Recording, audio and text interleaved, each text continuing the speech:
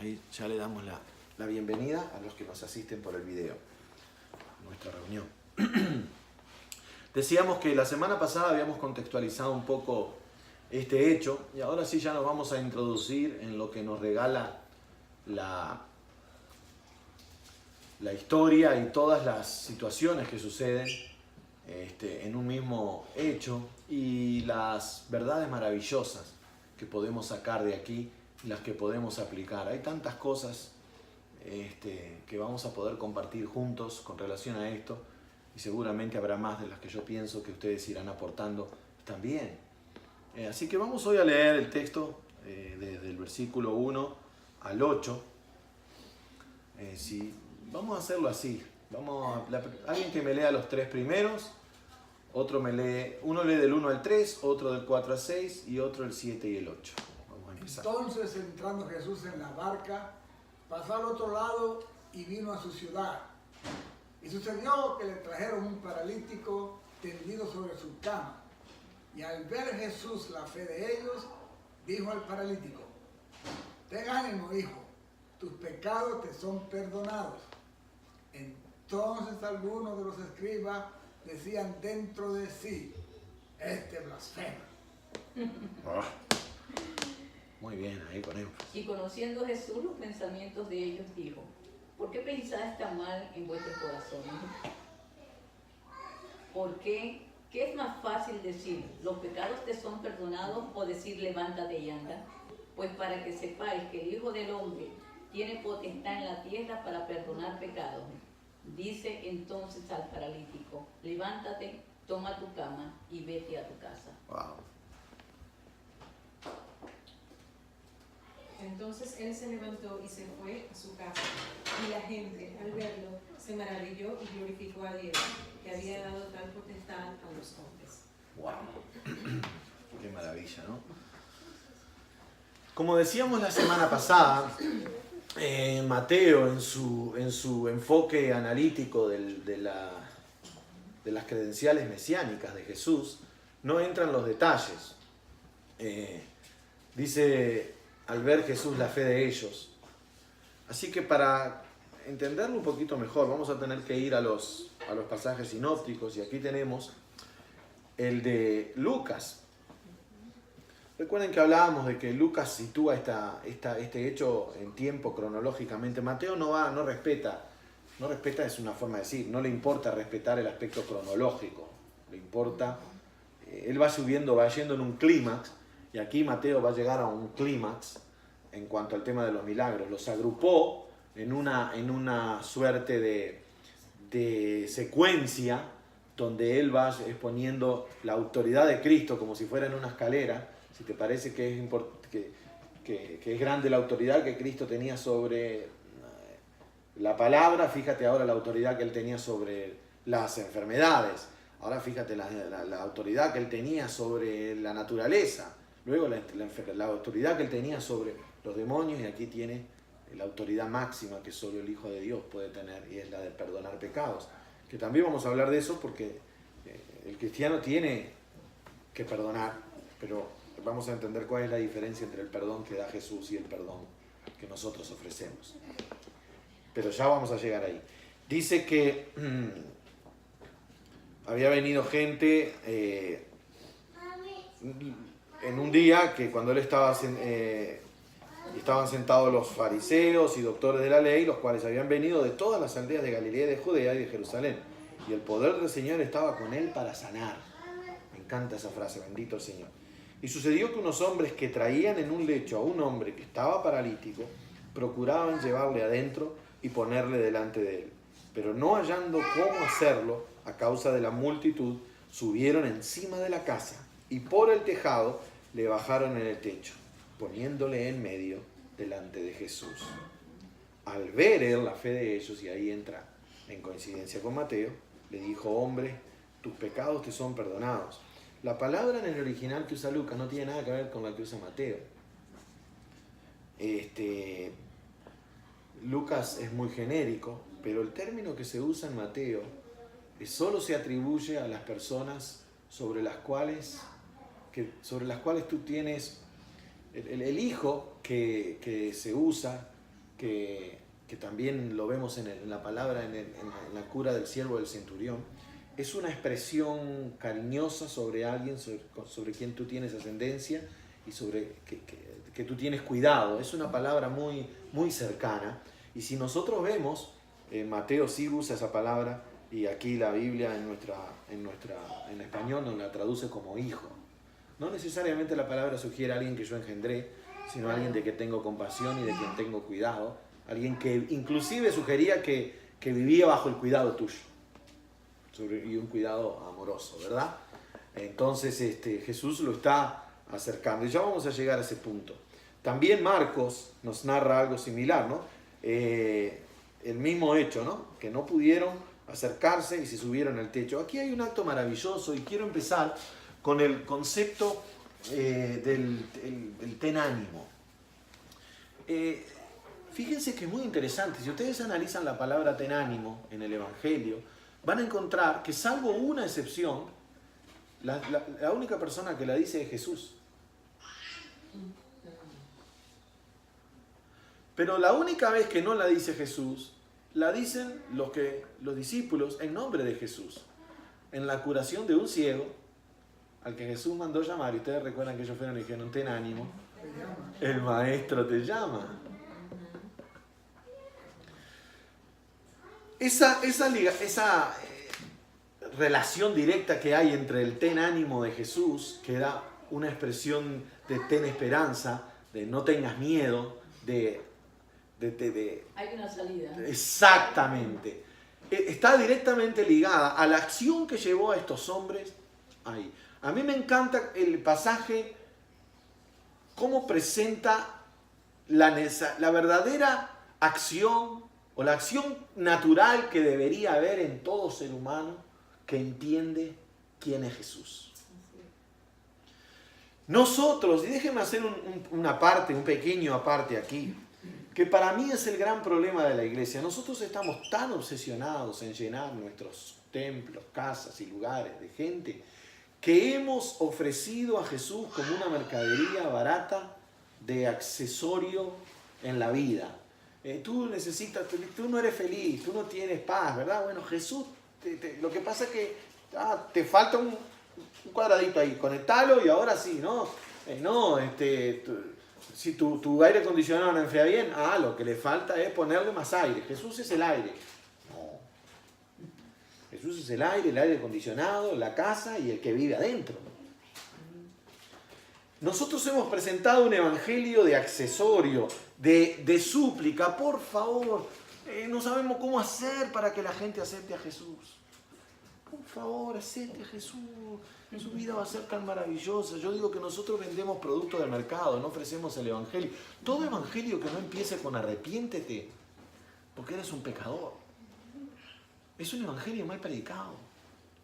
Nosotros hoy, nuestro evangelio dice, Jesús tiene para ti una vida maravillosa.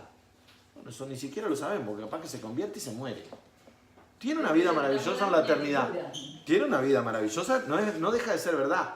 Pero la verdad del evangelio, esa de que Jesús tiene una vida maravillosa para ti, nosotros lo hacemos tratando de pintarlo. Por favor, aceptanos y vení el domingo. Y tú sabes, sé parte de nosotros. Cuando la manera de Cristo de predicar y la manera de los apóstoles de predicar siempre empezó con la palabra arrepiéntanse. Esta gente entiende que Jesús es el único que les puede dar esperanza. La situación de la persona, la Biblia no entra en detalle, pero tú ya puedes ver por la situación de que él no podía ni caminar, tenía que ser llevado en una cama. Por lo menos sabemos de muchos de los que Jesús sanó que se movilizaban. El leproso por lo menos podía ir del valle del leproso allá. En fin, no todos los paralíticos estaban completamente postrados. Este estaba en una cama. O sea, ya no tenía la mínima movilidad. Pensar en la situación de este hombre, la miseria, el dolor, la necesidad, está fuera de toda comprensión. Especialmente en una sociedad como la sociedad de Cristo. Si ya en el día de hoy sería un problema. Imagínense en aquella época. Vemos una persona en una condición y vemos un grupo de gente que entiende que el hombre no tiene otra esperanza que no sea Jesús. Y ¿saben una cosa que a mí me llama mucho la atención en esta desesperación? Yo tengo la teoría, ustedes dirán, Gabriel, eso no lo dice el texto, y es verdad. Por eso dije que yo tengo una teoría, y no estoy diciendo que es lo que el texto necesariamente sugiere, pero sospecho que yo no soy el único que piensa eso. Por lo menos por lo que he leído, he encontrado bastante coincidencia con mi pensamiento, de que había en estos hombres una situación que iba mucho más allá al aspecto físico, que sabían también que solo Jesús podía dar. Yo no estoy sugiriendo necesariamente el perdón de pecados que Jesús le iba a decir. No encontramos, por lo menos en ninguno de los evangelios, una sugerencia de que hubiera un hecho de este tipo donde Jesús hubiera decididamente dicho que él iba a perdonar pecados. Él sí estaba llamando, arrepiéntanse para que sean borrados sus pecados. Pero sí se me ocurre a mí, hasta por la creencia muy popular en los días de Jesús, que todas las enfermedades eran consecuencia de un acto pecaminoso. Exactamente. Yo creo que ellos fueron a llegar al punto de decir, viendo a su amigo en una situación miserable, y quizás el propio amigo, de acuerdo con eso. Yo creo que hubo un convencimiento, ni siquiera creo que lo llevaron en contra de su voluntad. No creo que Jesús le hubiera podido perdonar por la fe de otro. Sanarlo posiblemente sí, pero perdonarle los pecados por la fe de otro no creo. Yo creo que en el fondo lo convencieron a él. Ellos fueron todos de común acuerdo. Posiblemente pudieron subirse al techo y bajarlo, porque él estaba de acuerdo en que esa era la única opción. No creo que hubiera un desacuerdo entre lo que hacían los amigos, que es espectacular, y lo que hacía esto. Sí creo que toda esa acción en conjunto produjo un estallido de amor, un acto de esos de soberanía del Jesús que venía en este disfraz de hombre y de repente se viste del Todopoderoso y le dice: tus pecados te son perdonados, y hace una muestra de su grandeza. Pero sí tengo la teoría de que había en este hombre esa creencia, esa situación. ¿Se acuerdan del paralítico de Betesda, la historia? Y permítame detenerme unos minutos en la historia del paralítico de Betesda. Si lo quieren acompañar, está en Juan 5. Cuando Jesús sana, y hay toda la historia del paralítico de Betesda, cómo lo sana, etcétera, etcétera. Jesús se vuelve a encontrar con el hombre en el templo después y le dice: no vuelvas a pecar. Sí, digo bien, no vuelvas a pecar para que no te venga algo peor. O sea, trata de arreglar tus cuentas con Dios, porque no sea cosa que lo que venga sea peor. Y algunos afirman la teoría. ¿Se acuerdan cuando Jesús sanó a aquel ciego que le dijeron: ¿quién pecó, este o los padres? Y Jesús dijo: ninguno, este está enfermo para mostrar la gloria a Dios. Ni pecó este ni pecaron sus padres. O sea, en otras palabras, no está ciego por el pecado de sus padres. Entonces, eso no significa que muchas veces el pecado no traiga enfermedad, porque eso es algo que sí ha pasado.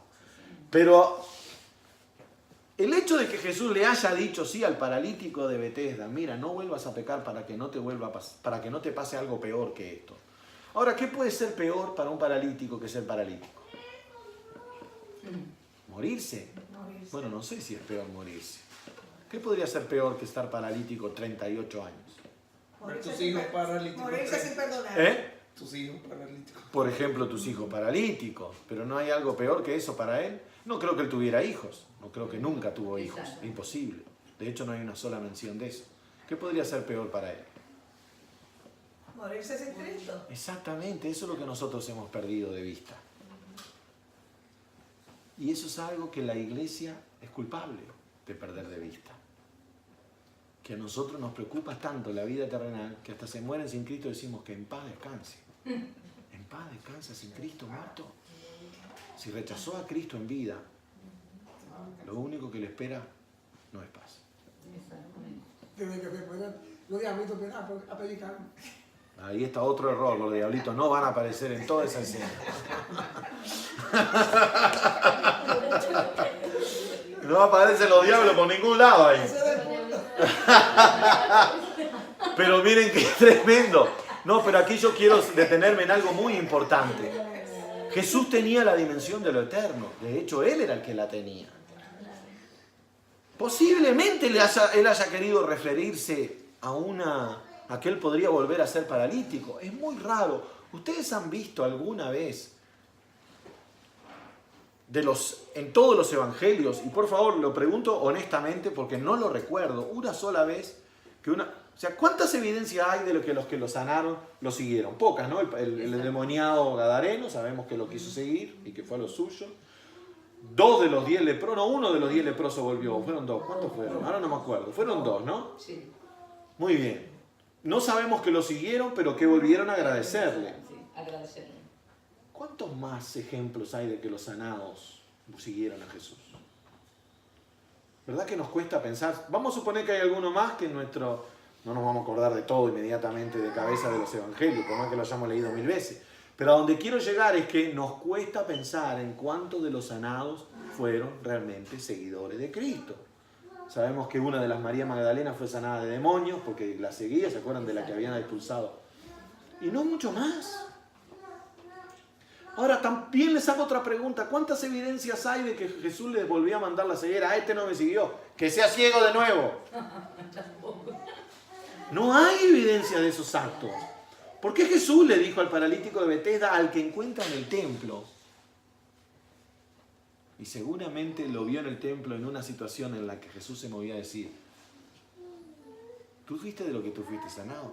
Bueno, ahora tú tenés que entender que si tú volvés a pecar, lo que te espera es mucho peor que 38 años de parálisis. Déjenme decirle, no hay muchas cosas en esta tierra peor que eso. Especialmente en los días de Jesús, en la miseria de un hombre. Por lo menos este paralítico tenía amigos. El pobre otro estaba más solo que el uno. Exactamente. Ese es otro de las... Esa es la dimensión.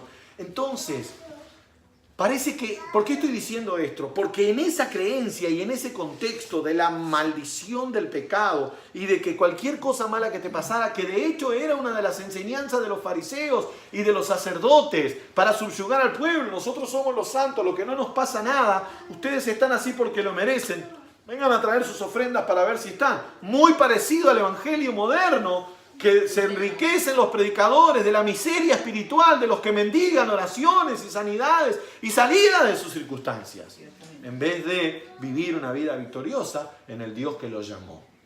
De alguna manera, yo creo, y aquí quiero hacer esa salvedad de que el texto no nos dice claramente, pero se denota en la acción y en la respuesta de Jesús que había en ellos un hambre o una necesidad que obviamente incluía lo físico, pero que no terminaba en lo físico.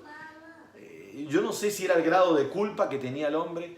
Era un hombre que tenía amigos, que estaba cuidado. Se denota que el hombre tenía cierto grado de... ¿Cómo lo digo? Había en él conciencia, bondad, alguna suerte, no sé si bondad, pero no puedo afirmar eso, pero por lo menos tenía gente que lo quería. No era un abandonado, no estaba solo, porque este acto de los amigos. Y se nota también que los amigos se dieron cuenta que no podían dejar pasar la oportunidad por la situación. Y creo de verdad, firmemente, porque hay muchas cosas que tenemos que reparar aquí, y no me quiero pasar de la hora. Por ejemplo, otra cosa que noto y que me hace pensar en algo diferente. ¿Cuántos milagros pueden pensar ustedes en los que Jesús es el primero que dialoga, hace todo, sana, sin que la persona enferma o algo no haya tenido alguna interacción? No le haya pedido, sánanos, ¿verdad? No le preguntó qué quieres que te haga. El paralítico no dice: Señor, sáname, estoy leproso. Estoy paralítico, ¿qué tiene que ver? Pobre, imagínese, yo le encajó otra enfermedad todavía que tenía parálisis. No le alcanzaba con la parálisis que yo le encajé una lepra. O sea, menos mal que no vino a mí porque se iba con la parálisis y la lepra. Menos mal que fue a Jesús que lo sanó y todavía lo perdonó de los pecados. Muy bien. ¿Vieron por qué la gente no me viene a pedir que ore por sanidad? Yo busco alguna otra enfermedad de las que tengo y se las paso. Muy bien. Entonces, ¿qué pasa? No hubo ninguna interacción. En ninguno de los evangelios nos dice que los amigos le dijeron: Señor, por favor, ten misericordia. Bueno, ¿se acuerdan los líderes de la ciudad, los ancianos, hablando del siervo del centurión? Dale una mano. Siempre, lean los milagros. Hay una suerte de interacción. O por lo menos el pedido: sáname, ten misericordia de mí, hijo de mí, Bartimeo. Llámenlo. Ten ánimo, el maestro te llama. Oh, maravilloso. Imagínense que un día te diga, no, estás ahí en medio, se te arruina todo, te dieron el diagnóstico y de repente te dice, Ana Julia, ten ánimo, el maestro te llama. ¡Ay! Bueno, eso fue exactamente lo que pasó. Miren lo tremendo que es esto. Jesús inmediatamente que se lo pone ahí al paralítico, dice, ten ánimo. O sea, sí, ten esperanza. ¿Hay alguien más fuera de Dios que tiene la autoridad completa de decir esas palabras? Bueno, Dios es el único que tiene autoridad en sí mismo de decirlas y nosotros podemos repetirlas si el maestro lo llama, si el maestro las dice. Nosotros hoy le podemos decir a la gente ten ánimo porque Jesús ya nos dijo ten ánimo en la cruz. Exactamente. Porque ya nos dio salvación. Entonces le podemos decir, ese ten ánimo, esas palabras, encierran mucho más que vamos arriba, todo va a andar bien. No tiene nada que ver con eso, no es como decirle, no, quédate tranquilo que te va a ir bien en el examen o en el trabajo te van a aumentar el sueldo. Es un buen deseo que yo tengo. Este ten ánimo es, llegaste al lugar donde tu necesidad encuentra respuesta. Bendito sea el nombre de Jesús. Y yo tengo una teoría muy profunda de que el dolor de este hombre más grande era la culpa que la propia parálisis, que Jesús empieza sanando la culpa, no la parálisis. Es más, si nosotros analizamos el texto, y voy a parar por acá, la semana que viene seguimos con esto tan interesante, por lo menos para mí, espero que para ustedes también. Vamos a ver que Jesús usa la sanidad como una prueba de su autoridad, no necesariamente como una necesidad para el hombre. ¿Cuándo Jesús lo sana? En el texto. Después que lo sana, después que él perdona. Perfecto, pero ¿y qué pasó entre medio que lo perdona y lo sana? Los fariseos. ¡Exacto! lo acusaron de- ¡Exactamente! ¡Exactamente! Lo acusaron de que blasfemaba. Y fíjense la sanidad, y ahora después la semana que viene nos metemos más profundo porque quiero pararme un poquito en la palabra hijo, y tus pecados te son perdonados, y en la manera en que Jesús trata, cada vez que lo encuentre voy a parar en eso, porque yo siento que tiene que haber una revolución en la mente nuestra, como tratamos a la gente. Jesús nunca vio multitudes, y la iglesia moderna cuenta rebaños enteros, no cuenta ovejas por nombre. Y Cristo no quería que se fueran detrás de él, sino que fueran a hablar porque no quería hacer una iglesia. Bueno, la iglesia era la gente. Dios te bendiga. Mira acá. ¿Por qué pensáis mal en vuestro corazón? Porque ¿qué es más fácil? Y eso merece otro análisis que vamos a entrar. Pero yo quiero repararme en esto. Pues, para que sepáis que el Hijo del Hombre tiene potestad en la tierra para perdonar pecados. Yo te puedo decir a ti, tus pecados te son perdonados. ¿Qué prueba física hay de que tenga autoridad para eso? ¿Qué prueba consistente hay de que lo que digo es verdad? ¿Qué prueba puede tener el paralítico de que tengo autoridad para perdonarte? Si esa es una palabra que, seas lo que pase, es un aspecto intangible, es metafísico. Exactamente. Miren para qué usa Jesús la sanidad. Para que sepáis que lo que estoy diciendo es verdad, que no soy un mercachifle y que no estoy hablando bobera. Dice entonces al paralítico, levántate, toma tu cama y vete a tu casa. Toma papa y después convídame. Y el que no quiera creer, que vaya y lo acompañe. Amén. Vamos a orar.